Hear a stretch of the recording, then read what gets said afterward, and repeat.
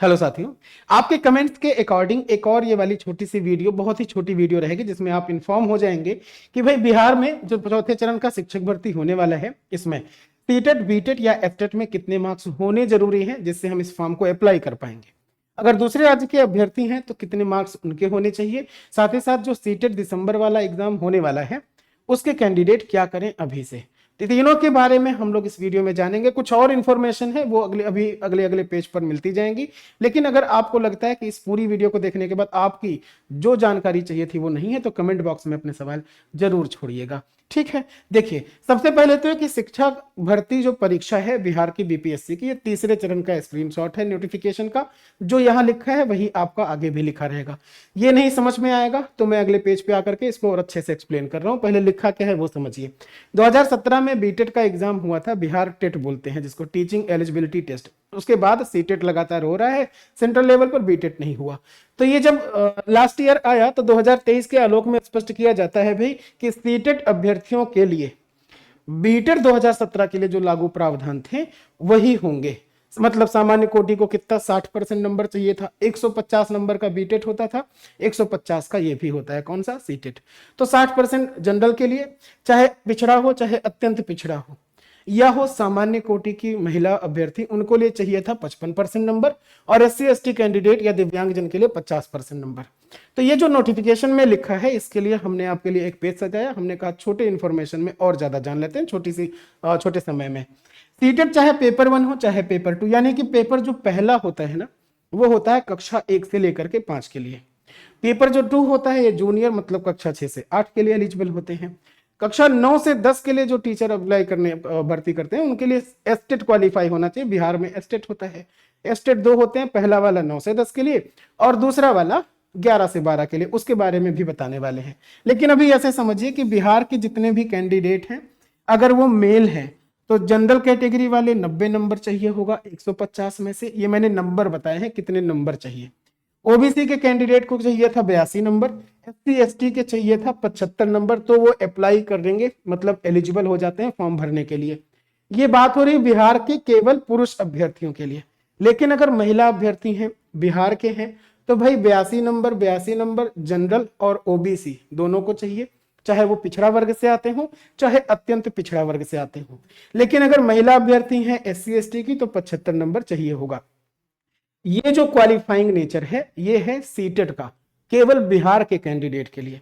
किसी का नंबर अगर 89 है जनरल में है तो वो एलिजिबल नहीं है अगर बिहार के हैं तो। अगर बिहार की महिला अभ्यर्थी हैं 81 नंबर मिला है उनको सीटेट में, वो एलिजिबल नहीं है। ठीक है, तो ये वाले सवाल तो बिल्कुल छोड़ दीजिएगा कि मेरे इतने मार्क्स है तो क्या मैं एलिजिबल हूं। इस पे देखो समझ में आ रहा होगा। और अगर कोई दूसरे राज्य के कैंडिडेट हैं, दूसरे स्टेट के हैं, बिहार के अगल बगल और बिहार में फॉर्म भरने जा रहे हैं, अगर उनका सीटेट में चाहे वो महिला हो चाहे पुरुष हो, पुरुष महिला दोनों के लिए नंबर कितने चाहिए होगा, 90। क्योंकि आपसे हमने कहा कि भाई बाहर के जो कैंडिडेट बिहार में आएंगे वो जनरल में ही काउंट किए जाएंगे, यानी अनरिजर्व्ड कैटेगरी में काउंट किए जाएंगे। तो बाहर के स्टेट के मतलब दूसरे राज्य के अभ्यर्थियों के लिए पूरा नंबर कितना है, 90।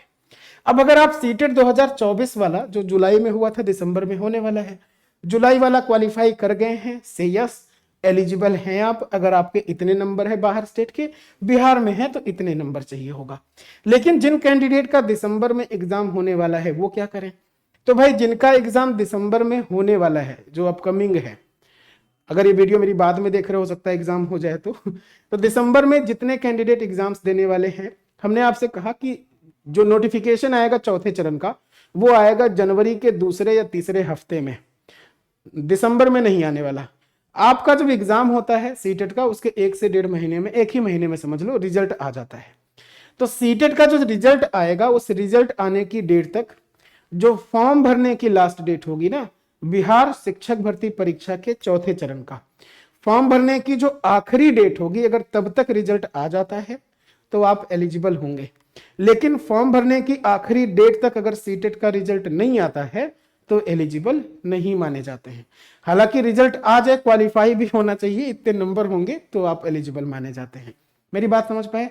हमने कहा बिहार शिक्षक भर्ती चौथे चरण का जो फॉर्म भरने की लास्ट डेट होगी जनवरी में आएगी, फॉर्म भरते भरते जनवरी लास्ट बीतेगा या फरवरी का पहला दूसरा हफ्ता, वहां तक अगर सीटेट दिसंबर का रिजल्ट आ जाता है, यस एलिजिबल हो जाएंगे आप लोग। ठीक है, तो उस पर भी फोकस करना, साथ साथ इसके लिए पढ़ाई भी करते रहना। कुछ कैंडिडेट ये कहेंगे कि सर हमारे पिछले वर्षों के सीटेट क्वालिफाई हैं, लाइक 21 का, 22 का, 23 का, और भी पहले का होगा। हाँ भाई, एलिजिबल है, जरूरी नहीं है कि फिर से आप सीटेट क्वालिफाई करें। अगर पुराने सीटेट क्वालिफाई हैं तो यस भर सकते हो। एक सवाल और कि सीटेट में 120 130 नंबर सर मैंने टॉप किया है, मेरे बहुत ज्यादा नंबर है, क्या इसका वेटेज मिलेगा? तो इसका वेटेज यहाँ एग्जाम में नहीं मिलता डायरेक्ट। कोई मतलब बिहार शिक्षक भर्ती का चाहे पहला, दूसरा, तीसरा हो, चाहे चौथा हो, कोई इसका वेटेज नहीं मिलता कि कितना आप पाते हो मैक्सिमम, बस मिनिमम इतना होना चाहिए तो आप एलिजिबल माने जाते हो, और इसका वेटेज नहीं मिलता कि कितने नंबर आपके आए हैं। तो शायद सीटेट पेपर 1 पेपर 2 समझ गए, 1 से 5, 6 से 8 वाला समझ गए। अब जरा समझते हैं कि जो एस्टेट होता है उसके लिए क्या है। तो जो एस्टेट का एग्जाम होता है ये 150 क्वेश्चन का होता है ये भी, और 150 क्वेश्चन में 2 पेपर होते हैं, पहला और दूसरा। जैसे सीटेट 1 सीटेट 2 हुआ, ऐसे पहला वाला 9 से 10 के लिए होता है और दूसरा वाला 11 से 12 के कैंडिडेट के लिए। इस बार जो रिजल्ट आया उसमें 70% क्वालिफाई कर गए हैं स्टेट वाले एग्जाम में। तो भाई जब इतने बच्चे कैंडिडेट क्वालिफाई कर गए हैं, यानी इतनी भीड़ और है, और इतना ज्यादा कंपटीशन आपका और बढ़ा है। ये लोग भी जो कंपटीटर हैं ये लोग भी प्रिपरेशन कर रहे हैं और बढ़िया मार्क्स से पास हुए हैं। कई सारे बच्चे हैं जिनके नंबर्स तो 120 से प्लस में हैं, 120 से ज्यादा। ठीक है, तो समझिए कि कंपटीशन बढ़ रहा है और उस कंपटीशन के हिसाब से आपको तैयारी भी करनी है। फिलहाल तो इस पर बात करते हैं। जो हम बता रहे हैं ये भाई male and female both candidate के लिए है। अगर आप सामान्य वर्ग से हैं, बिहार के हैं या बाहर के कैंडिडेट है, अदर स्टेट का, अदर स्टेट के कोई भी कैंडिडेट होंगे तो 150 नंबर में 75 नंबर पा जाइए तो पास है, उसी को कहते हैं 50%। उधर परसेंट में हमने लिख दिया है, इधर नंबर के कितने मिल जाए। कोई भी महिला कैंडिडेट है या दिव्यांग है, अगर उसके नंबर ना 60 नंबर पाते हैं, वो 150 में क्वालिफाई हो जाते हैं 60 नंबर पाने के बाद, या फिर 40% पा जाए तो क्वालिफाई है। SC ST का भी 60 नंबर है 150 में से, या 40%। अति पिछड़ा वर्ग है तो 63.75 उनके नंबर हो, या फिर क्वालिफाइंग के जनाब 42.5%। पिछड़े वर्ग के लिए 68.25 है, 68.25, और ये नंबर है 150 में से, यानी कि परसेंटेज में देखिए ना तो 45.5% है। हम देखें सामान्य वर्ग का तो भाई 75 नंबर और 50% कह सकते हो। तो ये है एस्टेट के कैंडिडेट के लिए जिनका एस्टेट क्वालिफाई है। दूसरे राज्य के हमने कहा अभ्यर्थी अगर हैं और उन्होंने एस्टेट दिए रखा था और वो एस्टेट क्वालिफाई हो गए हैं, तो उनके मार्क्स इसमें से नहीं आएंगे, भले ही वो रिजर्व कैटेगरी के होंगे। उनका मार्क्स कहां से आएगा? सामान्य वर्ग से। मेरी बात समझ पाए? क्योंकि सामान्य वर्ग में ही वो फाइट करेंगे। जैसे दूसरे राज्य के कैंडिडेट के लिए 90 नंबर चाहिए होगा सीटेट 1 सीटेट 2 में, वैसे ही एस्टेट में दूसरे राज्य के अभ्यर्थी को कम से कम 75 नंबर 150 में चाहिए होगा, चाहे वो महिला हो, चाहे दिव्यांग हो, चाहे SC, चाहे ST हो, चाहे जनरल हो।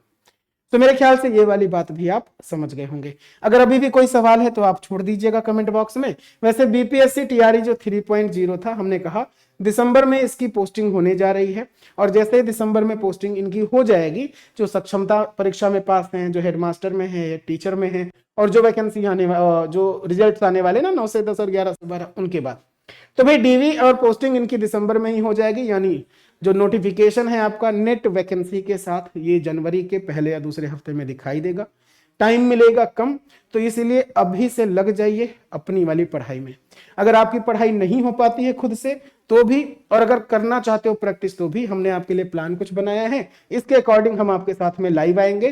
भाई 28 नवंबर से यूट्यूब पर ही फ्री चलेगा प्रीवियस ईयर पेपर सोल्यूशन। हम डेली 2 घंटे आपसे करवाएंगे, डेली 2 घंटे, रोज के 3 घंटे हम लोग सब्जेक्ट वाइज क्लासेस लेंगे। ठीक है, आपके सिलेबस के अकॉर्डिंग सब्जेक्ट वाइज। ये 1 से 5, 6 से 8, 9 से 10, 11 से 12 के लिए होने वाला है। 28 नवंबर से शुरू हो रहा है, और जो फुल पेड बैच है ना पूरा कंप्लीट, वो 3 दिसंबर से चलेगा SSG गुरुकुल के एप्लीकेशन पे।